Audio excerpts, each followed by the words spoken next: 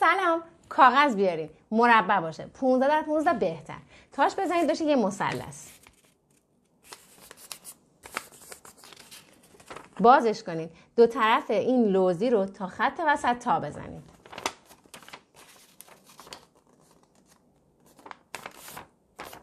اون ورش هم همینطور.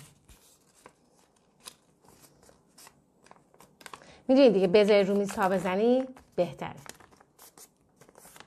حالا اینو برگردون، دو تا زل پایینم تا خط وسط تا بزن. ببینم دارم چیکار میکنم. این یه طرفش،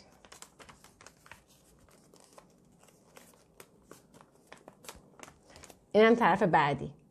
اینو بچرخون، اینو بیار بالا، یه خط فرضی بین این دوتا نقطه تصور کن.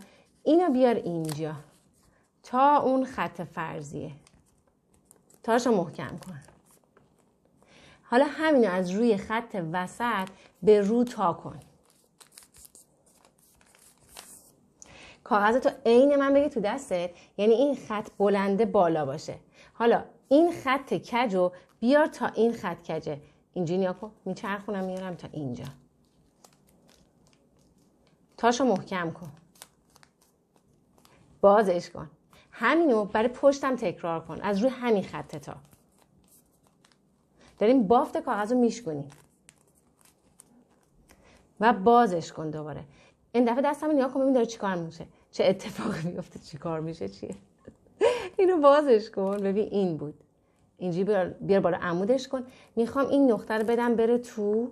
خب این خط و این خط رو شبیه دره کن. ببین این دوتا و این یه دونه اینجا. این شکلی. میبینی؟ حالا ببندش. میشه این شکلی. در اصل قراره که این مثلثی که یه بار به روی یه بار به پشت تا زدیم و این دفعه بیاریم روی کار. اینجوری بشه. حالا دوباره میخوام اینجا رو یه تا بزنم، یه مثلثی به رو. شبیه سر یه پرنده.